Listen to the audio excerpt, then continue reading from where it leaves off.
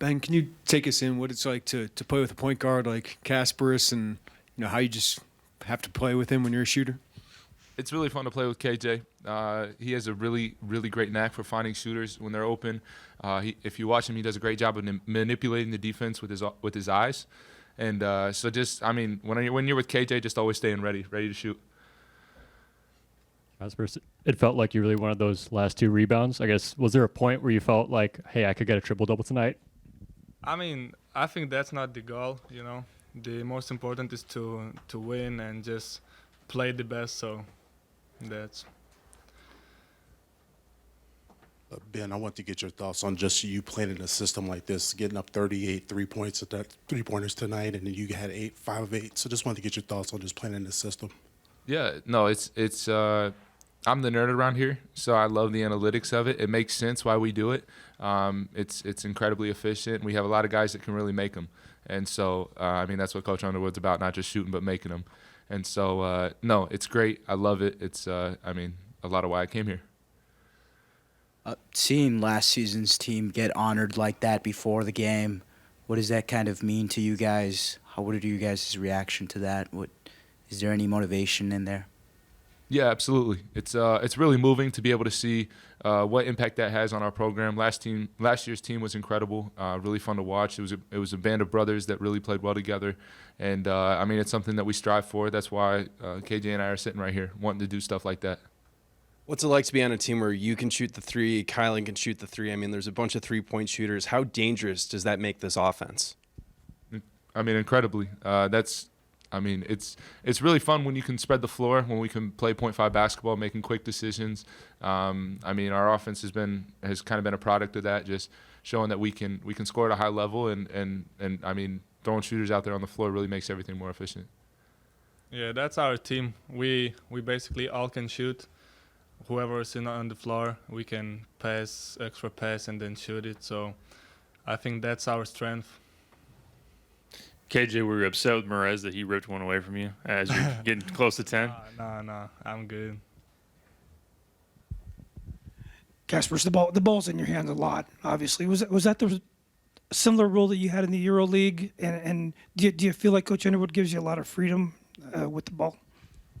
Yeah, I feel I have freedom and I can make plays. I'm trying to elevate my teammates to share the ball, to make everyone happy on the court. So that's my role here.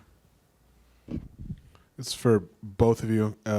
Monday, Coach Underwood talked about maybe a game that you play in practice where it's about shot selection, where certain shots are worth more points. So how much has that maybe helped refine, where you're putting up 38 threes in a game? Yeah, it's something that we've worked on. Whether or not guys know it, it's the way we want to play. Taking shots around the perimeter, taking shots at the rim. It's the most efficient way to do it. It's just that's a little piece to help in kind of manipulate our minds to what we really are looking for. Yeah, we always try to get a great shot, not good shot. We're looking at extra passes or kicking out, driving one more time, and just have the better shot that we could have before. Ben, when did it start that you would take this many threes? Like, when did that come to the forefront of the conversation? Was that something all the way back in the summer, or the recruiting process, or did it kind of materialize in the fall? How did that play out? Yeah, a lot of my development here is just the coaching staff instilling a confidence in my ability to shoot. We've never really talked about numbers, but humbly, I want to say the Lord's gifted me with the ability to shoot and do it at a high percentage. And so, we all have an understanding that maybe tonight I might be the guy that's the high-volume three-point shooter, but we have a lot of guys that can really get them up and score them at a high level. Yeah, for KJ, it's only been 2 games, and they haven't been really close competitive games yet, but what's been the biggest adjustment from the EuroLeague to American college basketball? I think maybe the physicality. If you're comparing, obviously, men in Europe, it's probably more physical there. But if you're comparing where I played most of the time, it's like it was under 18 league. So here, players are more physical. But I think I became more physical too from the time I came here. So that's probably the biggest difference. Ben, you said you came here for this offense and this opportunity, but KJ wasn't here yet. Will Riley wasn't here yet. just with all these pieces, Tomislav, how do you fit? Like, what are the opportunities? Can you take me in, like, what those opportunities are like in this offense for you? Yeah, a lot of it is just doing the things that I'm great at and striving every day to do them well. We have a lot of really high level players, and we've all bought into the system that we're playing around. And I mean, a lot of my opportunities to stay ready to be able to go both sides of the basketball, whether it's I mean, being a perimeter defender, being a guy that's trying to protect the rim, but for everything, we're a lot of dudes that love to play, and we're a lot of high level dudes that love to play, and so just be great at what you're great at. The on-ball defensive effort seemed to be a lot higher today. How would you guys evaluate your defensive progress since this summer? Yeah, so we're definitely getting better at that because we're focusing in practices. We're trying to defend our best in practices, and that's converting to the games. That's a good basketball team we played tonight. Brian does a really good job. They play exceptionally hard. They stressed us. They challenged us. And I was so impressed with them in the Indiana game, getting 51% of their misses back in that game.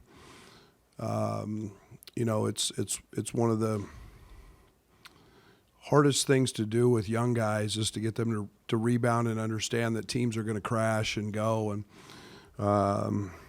their kid 33 was just a monster from the wing spot. But Taylor's a good player, and you know they had a plan. They ran good stuff, forced us to guard.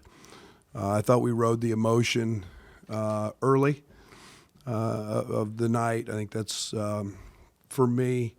You know, you're always, you know, coach. You always worry a little bit about getting too high or getting too low or whatever. And I thought we flattened out a little bit after the start. But I think it's one of the things with this team tonight. It was Trey, it was Ben. Those guys got going. Thought we had a chance to put it up over 20 in the first half with some free throws, but again, we weren't quite as sharp as we needed to be. I thought Merez was excellent in his minutes, 8 rebounds, and then I thought you know, KJ was just spectacular, 13 assists, and you know, we got nice production from Will, you know, and it was just a solid night, and you know, pleased with the outcome. We got some things we got to still clean up, but you know, wish Brian and his group the best because they're gonna have a good year. You mentioned KJ, you know, almost a triple-double on just 3 shots. I mean, what does he do? How does he control the game so well? Yeah, he's mature. He's smart. He's plays to win. He doesn't play for a stat line. He just provides what the game gives him. You know, I think he had a game in the and I'm going to go back to when he was with Lithuania this summer. I think that, you know, he was maybe 17 assists, and the next night he has 37. And it just is a matter of what the game needs. He's got a maturity about him with that. You know, the beauty of what KJ does is he delivers at the right time, where guys can really just kind of catch it and shoot it. You know, there's very little wasted motion. He puts it in the pocket. He delivers it where, you know, Tommy could go up and dunk it, or Tommy could, you know, catch it and shoot it, or, you know, whoever it was. And those are the things that elite point guards do, and he's doing that. And you know, you see, you know, 33 minutes, probably more than I would have hoped to play him a little bit, but you know, plus 24 tonight, and you know, he's making it go, and he's not forcing anything. Coach, are you happy with how the defense has progressed over these first 2 games? Seems like you've taken some steps and held them to 30% shooting. So. Yeah, you know, I thought that, you know, they had 2 guys that took 34 shots at Indiana, and you know, the Taylor kid's as a high volume guy. I thought Kylan did a really good job early of taking him out. I thought Trey White then did an excellent job of switching over. Their front court guys aren't real low post scorers, so it allowed us to help and do some things. But we're making progress. I was disappointed tonight in our defensive rebounding, and I was a little disappointed in our ability to track down a few loose balls. And then we fumbled, 5-6 balls that I thought were in our hands on rebounds, and we just kind of, we didn't secure them. But we are making progress.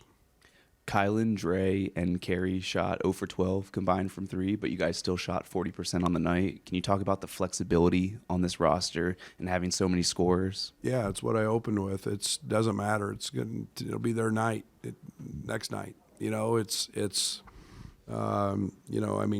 Carey's 1 of 5, 0 for 4. I've watched Carey make close to 100 free throws in a row. Bam is a close to a mid 80% free throw shooter. His whole career misses 2. Will missed a front end. Ben missed a front end, and then you get guys that sometimes it's just I thought Kylan got some really really good looks. They didn't go down, but he didn't force it. Again, other guys. I think we had 38 attempts tonight, and we're going to take them when they're there, and we got a bunch of guys who can make them. Coach, in the offseason, you said that this team could have a higher ceiling than last year's team. Do you still feel that way after 2 games? And second, what was it like being able to honor, last year's team in the Elite Eight? Yeah, nothing that's gone 2 games is going to change the way I feel about where this group can go, because I think we can really grow. I think that it was fun today to set and text guys that are still playing, letting them know we were thinking about them. Letting them know that there's this pretty special event happening, and that they're always going to be remembered, and it's one of the things that I in looking back, and this is year 8, it's one of the things that you're so happy for the fans, you're so happy for the Orange Crush, the students, the people that help make it, and so many players, so many sacrifices that take place. But it's not me, and it's everybody that takes part in this, and to me, this is home. This is what this should be, and it's a place where guys can come back and they can look up there and say, that was me, and they can look down on their hand and say, man, I was a part of something that was really pretty cool. And, to go through life, not everybody can do that. And this place is really special that way. And so tonight was something I talked a lot about it with the new guys. This is why you came here, is to have moments like this. And so I thank our fans, I thank our administration, everybody for making that happen. Coach, you spoke about the effectiveness of Merez tonight and his minutes that he had out there. I just wanted to get your thoughts on just Merez as a communicator. He seems like he's always talking on defense. Yeah, he got one of the best compliments from an NBA guy who had him on their board just because he thought he was the best communicator in the United States, in the country. And that's a big deal. And people have no idea how important communication is. And in every play that Merez is involved in, his guy's probably setting a ball screen, so he's got to talk.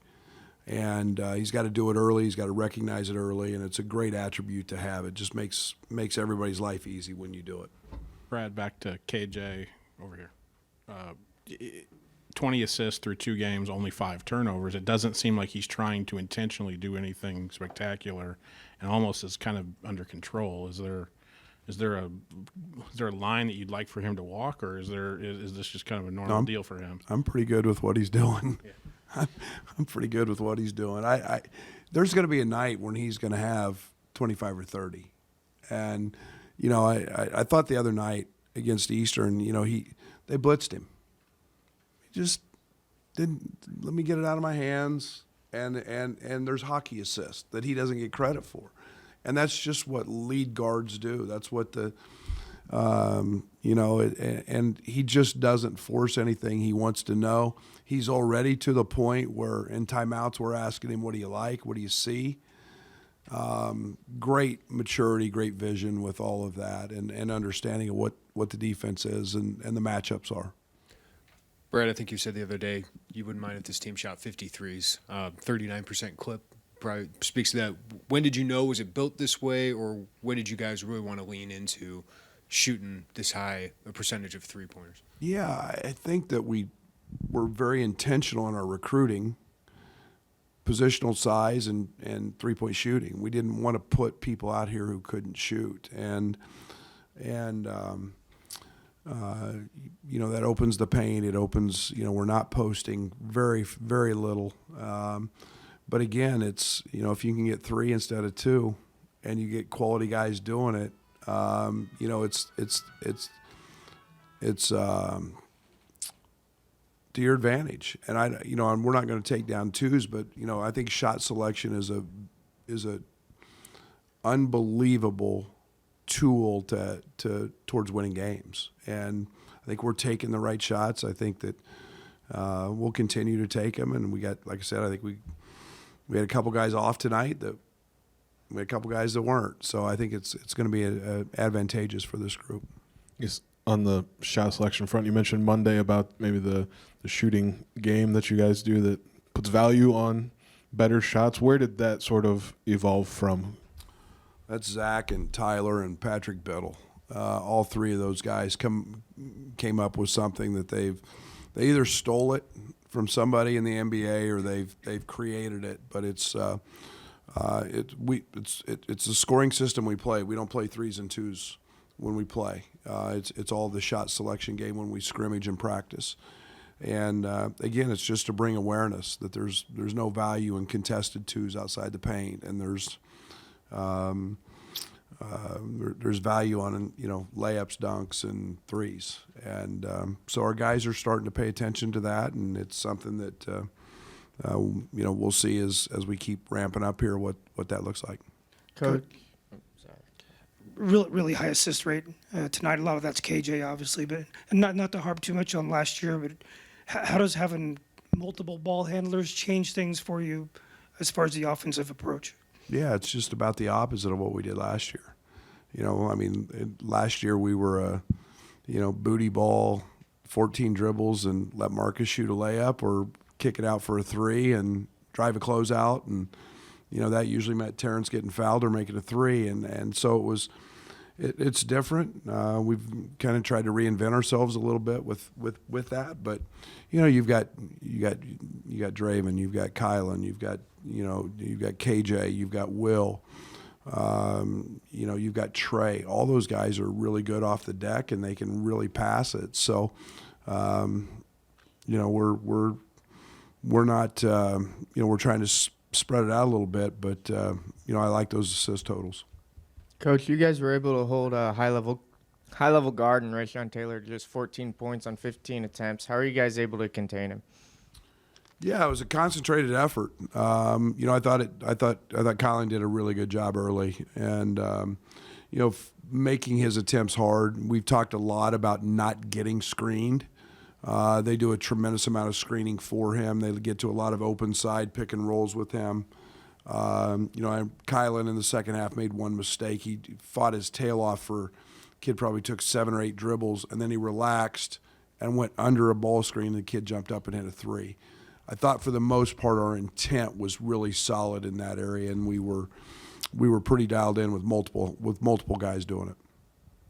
Go back to shot selection. It feels like Will's maybe the only guy you're letting shoot mid-range jumpers. Is there something behind that? Does he just hit more of them? Yeah, he's good at them. It's what he does at a really, really high clip, and it's a strength of his. Brad, Ben is 7 of 14 from 3 to start this year. Just how does he fit with all these playmakers, scorers you have? What is his impact on your offense? Yeah, I need to get him more. He's a guy that I always call him gravity guys. He's going to pull defenders, which is going to open the court up. He's he's a versatile guy because he can really play 3, 4, 5. And I think there'll be some times you'll see him play some small ball 5 based on matchups, just to free him, just to get some clean looks. But yeah, he can shoot off the move, which I really, really like. I mean, we ran a pin down for him. He can jump up and shoot it. But, you know, as he's running into things, he's a terrific shooter. He's got great range. That creates space. So, you know, I wouldn't be, you know, I'm hopeful he can continue to be, you know, a 40% plus 3-point shooter, and we just got to get him more shots. You guys have Little Rock coming in here later. You played Eastern Illinois earlier, SIUE today, all out of the OVC. What do you see out of that conference, and in particular SIUE? Yeah, and it was kind of by coincidence that it happened that way. But I think Little Rock lost to Moorhead in the finals, Derek, if I'm not mistaken. I think in the conference tournament. It's been a good league for a long time, and you know, just the coincidence we've played Eastern for 3 straight years, and you know, excited to play at in-state school in SIUE.